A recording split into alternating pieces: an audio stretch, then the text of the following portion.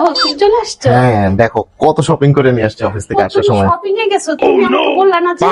আরে আসো দেখাই তোমাকে। বুঝছো, অফিস থেকে আসার সময় আজকে একটু সময় পাইলাম, এই কারণে একদম সব শপিং করে নিয়ে আসছি।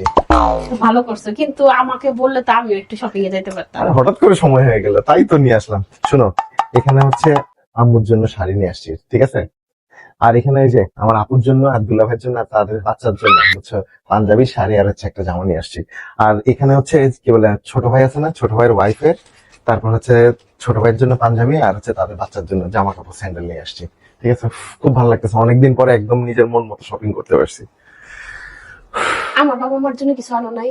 কি? মানে আমার আব্বা আম্মার জন্য কিছু আনো নাই? আমার ছোট ভাইটা আছে, ভাইয়ের ছোট বাচ্চাটা আছে, বউ আছে, তো এদের তুমি বলছিলে না যে এইবার ঈদে ওদের কিছু দিবা? আচ্ছা, তুমি কি জন্য আমার মুডটা খারাপ করলো বলো তো?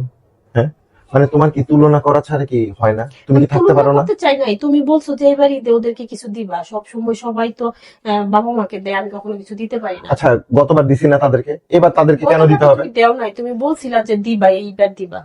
কেন তোমার আব্বাকে দেয়নি পাঞ্জাবি কিনে দেয়নি? মানে তোমার কি মানে তুলনা করতে হবে? আমি আমার বাসার লোকজনের জন্য শপিং করে আসছি, সেটা তোমার সহ্য হচ্ছে না, তাই না? আমি অফিস থেকে আসছি, সেটাও তোমার সহ্য হচ্ছে না। মানে আমি আসলে তোমাকে নিয়ে বুঝতে পারি না, বুঝছো? তুমি নিজে কোনো কাজ করো, একটা টাকা ইনকাম করো। হ্যাঁ, একটা টাকা ইনকাম করতে কত কষ্ট হয় সেটা তুমি বুঝো? সবসময় কি করো, বাসা বসে বসে খালি মোবাইল টিপো, আর আমি টাকা ইনকাম করে আনি তোমার হাতে দিই, সে টাকাগুলো খরচ করো। এছাড়া তো তোমার আর কোনো কাজ নেই। বুঝতে আসছে। দেখো, আমি তোমাকে এবার ফাইনাল একটা কথা বলে দিচ্ছি, তুমি আমার সামনে আর কোনো কিছু নিয়ে, আমার ফ্যামিলির সাথে কোনো কিছু নিয়ে তুলনা করতে আসবে না, ঠিক আছে? আসলে ও ঠিকই বলছে।